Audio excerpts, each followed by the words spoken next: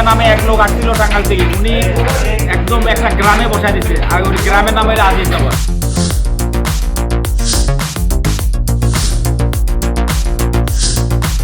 আমরা এখন তেঁতুলিয়া।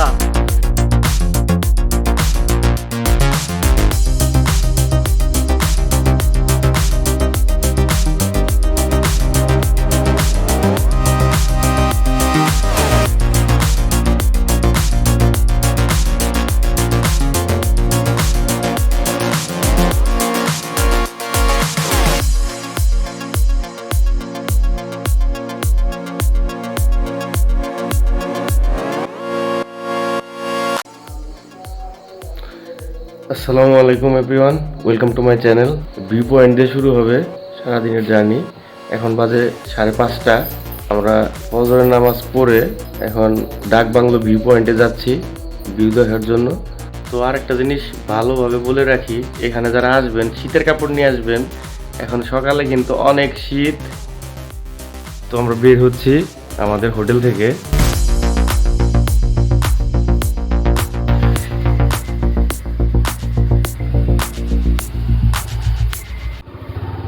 তো আমরা ভিউ পয়েন্টের উদ্দেশ্যে রওনা দিয়ে দিচ্ছি। আকাশ তো মোটামুটি পরিষ্কারই দেখা যাচ্ছে। তো ইনশাল্লাহ আল্লাহ যেন ভিউটা দেখায়। অনেক ঠান্ডা, অনেক ঠান্ডা, অনেক ঠান্ডা। আপনারা যারা আসবেন অবশ্যই প্রস্তুতি নিয়ে আসবেন, শীতের প্রস্তুতি, নইলে কিন্তু অনেক ভোগান্তিতে ভুগতে হবে। আচ্ছা, আমাদের হোটেল থেকে ভিউ পয়েন্টে আসতে সময় লাগে মাত্র 10 মিনিট। 10 মিনিটের মধ্যে আমরা এখানে পৌঁছে গেছি। তো এখন বাজে 5:45। আমরা এখন এখানে দাঁড়িয়ে অপেক্ষা করব। একটু ফর্সা হলে আশা করি দেখা যাবে।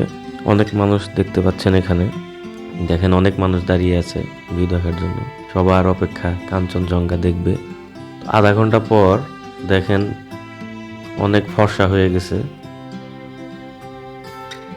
আরও লোকজন অনেক এসে জড়ো হয়েছে ভিউ দেখার জন্য। আমরাও অপেক্ষা করতেছি ভিউ দেখার জন্য। আরও আধা ঘন্টা পর দেখেন এই অবস্থা। এখন প্রায় 7টা বেজে গেছে। 7টার সময় দেখেন আমরা কিন্তু এখনো ভিউ দেখতে পাচ্ছি না। কাঞ্চনজঙ্ঘা কিন্তু দেখা দিচ্ছে না। দেখেন তো দূরের ভারতের সীমানার আমরা কিন্তু বেড়া দেখতে পাচ্ছি। দেখেন তারপর ওই পারে দেখেন চা বাগান দেখা যাচ্ছে। চা বাগানগুলো কিন্তু আমাদের বাংলাদেশে। দেখেন কি সুন্দর বক পাখি উড়ে যাচ্ছে। দৃশ্যটা অনেক মনোমুগ্ধকর। মহানন্দা নদীর উপর দিয়ে পাখিটি উড়ে যাচ্ছে। তো যেটা বলতেছিলাম, চা বাগানগুলো কিন্তু আমাদের বাংলাদেশে। আর সীমানের কাঁটাতার দেখতে পাচ্ছেন, কাঁটাতারের ওই পাশের চা বাগানগুলো ইন্ডিয়ার। তো দেখেন আমি আবার দেখাই, জুম করে দেখেন ওই পাশের যে বাগানগুলো ওগুলো হচ্ছে ভারতের, আর এই পাশের বাগানগুলো বাংলাদেশে। আর আপনি যদি একটু দেখেন খেয়াল করে ভালোভাবে, একটা রাস্তা চলে গেছে, কিন্তু রাস্তাটা কিন্তু ভারতের মধ্যে পড়েছে। আর নদী ভেঙে যাচ্ছে, আমাদের চা বাগানগুলোও ভেঙে যাচ্ছে। এবং রাস্তার উপর তো গাড়ি যাচ্ছে, দেখেন হুন্ডা যাচ্ছে, সাইকেল যাচ্ছে, ওইগুলো কিন্তু ভারতের ভিতরে। আমি জুম করে আপনাদের দেখাচ্ছি। তো ভিউটা আসতে থাক, আর এর মধ্যে আমরা দেখতে থাকি মহানন্দা পাড়ের মানুষ যে কাজ করে জীবিকা নির্বাহ করে, সেই কাজটা যদি আমরা একটু দেখি। আপনারা যদি একটু খেয়াল করেন, এই লোকটি দেখেন লম্বা বাঁশ যুক্ত আমরা যে মাটি খুদি সেই রকম জাতীয় একটি কোদাল নিয়ে যাচ্ছে। দেখেন সকালবেলা অনেক ভোরে তারা কিন্তু এই কাজটি করার উদ্দেশ্যে বের হয়ে আসে। সকাল ছাড়া তারা কিন্তু পাথর উত্তোলন খুবই কম করে। দেখেন ওই যন্ত্রটি উনি পানির ভিতরে ঢুকিয়ে দিচ্ছে। এবং আমি তাদের সাথে আলাপ পেরে যেটা বুঝলাম, ওইখানে তারা আগে গর্ত করে, গর্ত করার পর তারা ওই গর্তে ওই যন্ত্র ঢুকিয়ে পাথর টানে, এবং ওই গর্তে নাকি পাথর স্রোতে এসে জমা হয়ে থাকে। তারপরে ওই পাথরগুলো তারা ওই যন্ত্রের সাহায্যে দেখেন, একদম স্পষ্ট দেখা যাচ্ছে। এখন আমি জুম করে দেখাচ্ছি। ওই যন্ত্রের মাধ্যমে আগে পাথরগুলো সে তুলে তারপরে ওই দেখেন আরেকটা পাত্র আছে, ওই পাত্রে যন্ত্রের সাহায্যে পাথরগুলো তুলে ওই পাত্রে রাখে। তারপরে ওই পাত্রটা ছাঁকনির মতো ওইটাতে রাখার পরে ওইটা পানিতে ধুয়ে পাথরগুলো পরিষ্কার করে বাস ট্রাকের যে চাকাগুলো আছে, টিউব যে থাকে, সেইটার মধ্যে তারা পাথরগুলো সংগ্রহ করে। বাস বা ট্রাকের চাকার যে টিউব, সেটা যখন ভর্তি হয়ে যায়, ভর্তি হওয়ার পর তারা পানির উপর দিয়ে ঠেলে তারা পাড়ে নিয়ে আসে পাথর যার জায়গায় রাখে। এই ভাইটি দেখেন, তার প্রায় কাজ শেষের দিকে, উনি পাথর তুলে পাড়ে নিয়ে এসেছে। পাড়ে নিয়ে আসার পর এইভাবে ওই যে পাত্রটির মাধ্যমে তারা পাথর পানির মধ্যে পরিষ্কার করে, দেখেন সেটার মধ্যে পরে ডালিতে পাথর রাখছে।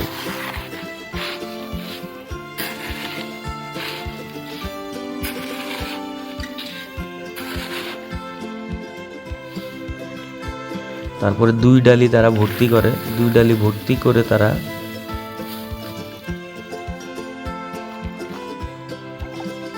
সুন্দর করে কাঁধে নিয়ে তারা নদীর থেকে উপরে উঠে এসে যার জায়গা বরাদ্দ আছে, এখানে যার জায়গায় তারা পাথরগুলো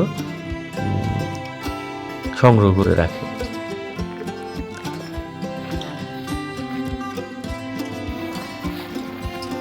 তো এইভাবে এখানকার লোকজনেরা তাদের জীবিকা নির্বাহ করে থাকে। পাথর তুলে সাধারণত তারা প্রতিদিন 600 থেকে 700 টাকা ইনকাম করে থাকে।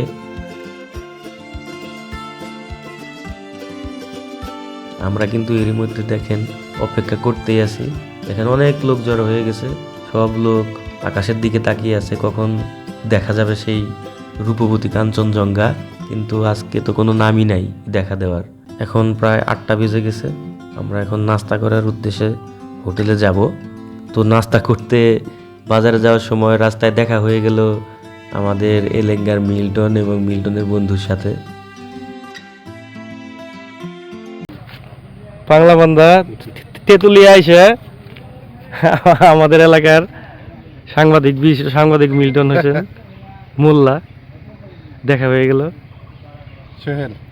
সোহেল ভাই, কি অবস্থা ভাই? এই তো ভালো আছেন? হ্যাঁ, দেখা হয়ে অনেক ভালো লাগলো। সারপ্রাইজ। এখন ঘটনা হলো ভিউ তো দেখতে পারলাম না ভাই। এই সময় যে চাচাও কিন্তু টাঙ্গাইলে। আচ্ছা আচ্ছা, এই সময় দেখা যায় না, ও আর আগে আসতে হয়। অনেকবারে দেখা যায়, কি আছে না আছে সব দেখা যায়।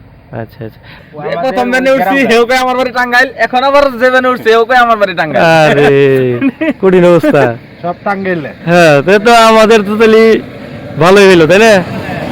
তাহলে ভাই আসেন কয়দিন? আজকেই চলে যাব। আজকে চলে যাবেন? একটু ব্যবসায়িক কাজে আসছি, আজকেই চলে যাব। আচ্ছা ঠিক আছে, দেখা হয়ে ভালো লাগলো। আসলাম আমি আর ভাগনা দুইজনে আসছি। হেলমেট কই? আচ্ছা আচ্ছা, সবকিছু আছে। কত লাগছে আসতে? আমাদের সময় লাগছে, আসলে সময় লাগতো 5 ঘন্টা, কিন্তু আমরা বগুড়া, তারপরে ওই দিনাজপুর, মানে ওই সাইডে ঘুরতে ঘুরতে আসলাম। তো দিনের বেলা না, দিনেই তো আসছেন? জি, দিনের বেলায় 7টায় রওনা দিছি। 7টায় রান্না দিছিলেন? জি, আমার ফেল নেই ভালো। হ্যাঁ, তার রাত আরাম। রাতে জায়গা দিয়ে থাকা চল একটা ছবি তোলো।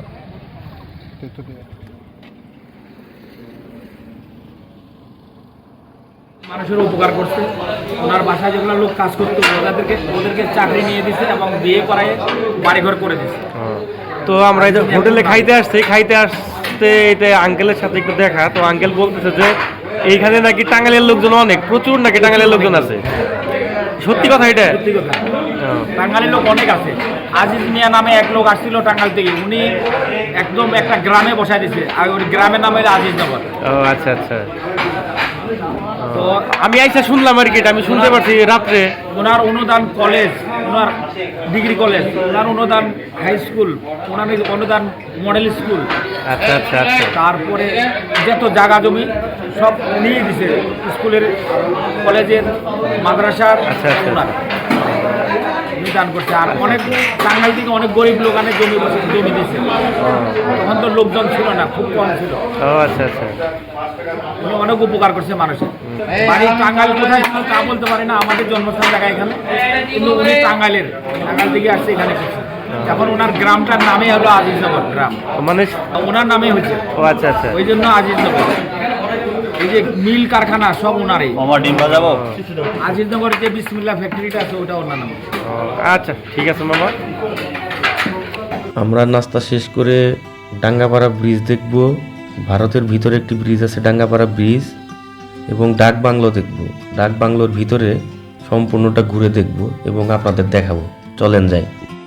ভারতের ভিতরের ব্রিজ দেখতে এসে আমাদের বাংলাদেশের ভিতরে একটি অনেক পুরাতন মন্দির দেখতে পেলাম, এবং কি মন্দিরের পাশে দেখেন চা বাগান।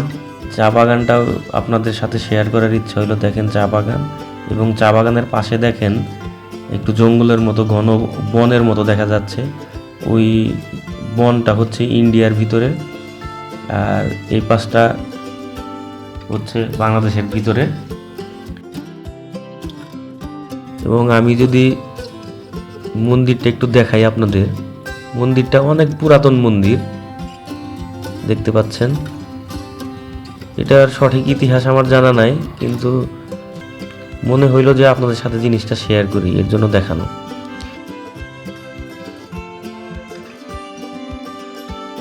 তো এই দেখতে পাচ্ছেন সামনে মহানন্দা নদী। আমি যদি একটু ঝুম করে দেখাই, দেখেন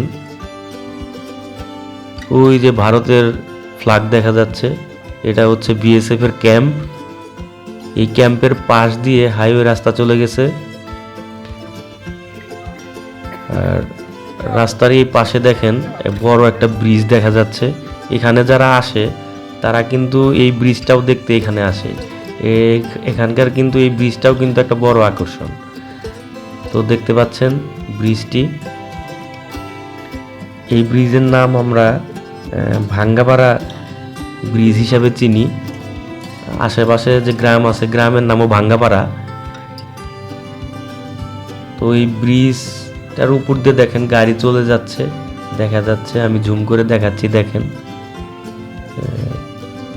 যদি এখানে সবাই কিন্তু এই ব্রিজটা দেখার জন্য আসে, ভিউ পয়েন্টে কাঞ্চনজঙ্ঘার ভিউ দেখে এবং এই ব্রিজটি দেখে। তো আমি আপনাদের সাথে একটু শেয়ার করার জন্য চেষ্টা করলাম। দেখেন নদীটাও কিন্তু খুব সুন্দর লাগছে। আমরা এখন দেখব ডাক বাংলোর ভিতরে কি আছে। এই দেখেন, যাও স্বাধীন।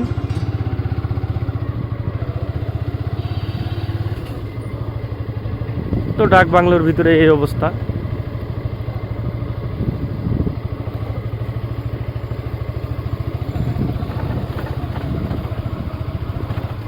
এই অবস্থা। এই পাশে একটা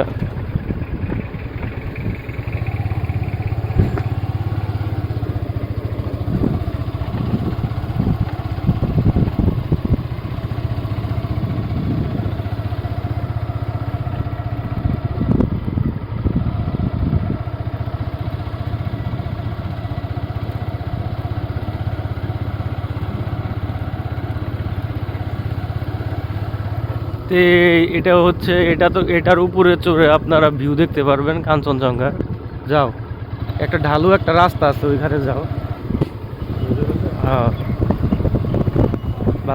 বাচ্চাদের খেলার জায়গা আছে।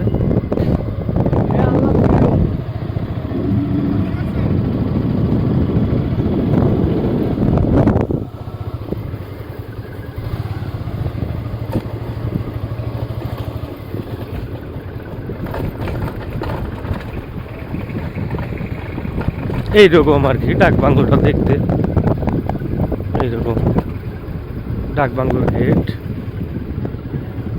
এই সাইডে একটা রাস্তা দেখেন, এই রাস্তাটা যে কই গেছে বুঝতে পারতেছি না। ও, এটা ডাক বাংলো থেকে আমরা অন্য সাইডে ঢুকার একটা রাস্তা এটা। এই যে এইখানে একটা দেখেন এরকম একটা আছে চায়েরই। চলো এখানে একটা ছবি তুলে ফেলি।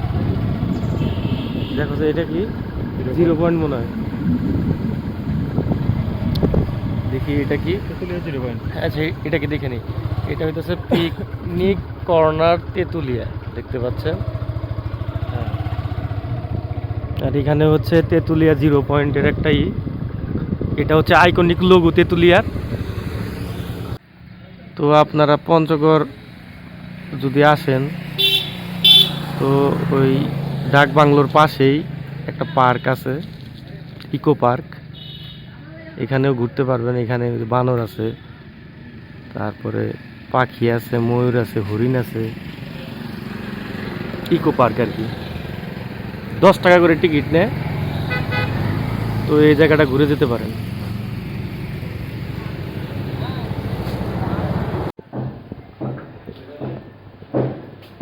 তো আমরা বেরোচ্ছি এখন, হোটেল থেকে চেক আউট করবো, চেক আউট করে বের হবো। স্বাধীন রেডি হইতেছে, তো আমি ব্যাগ নিয়ে বের হইতেছি। আচ্ছা, আমরা কিন্তু হোটেল থেকে বের হয়ে শেষবারের মতো আবার ভিউ পয়েন্টে যাব, যে যদি দেখা যায়। আমরা এখন হোটেল থেকে বের হয়ে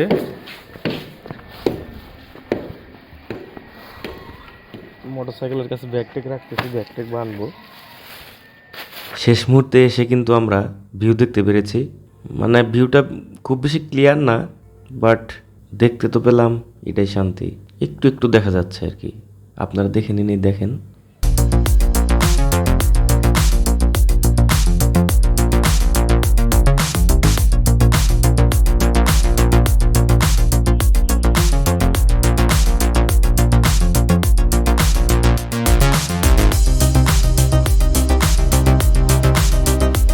তো আমরা সকালে এসে ভিউ দেখতে পারছিলাম না, খুব মর্মাহত হয়েছিলাম।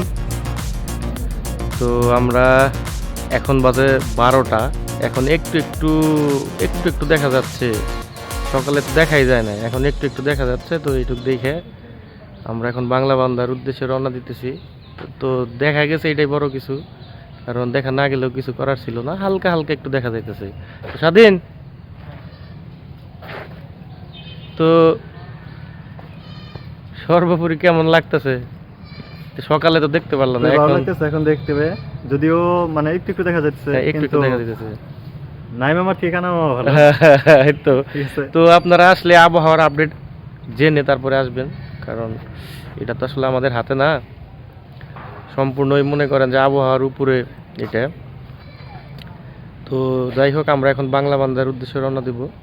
এখন আমরা বাংলা বান্ধা যাব, তো আমাদের সাথেই থাকুন এবং আমরা আপনাদের এখন বাংলা বান্ধা দেখাবো, আমাদের সাথেই দেখেন।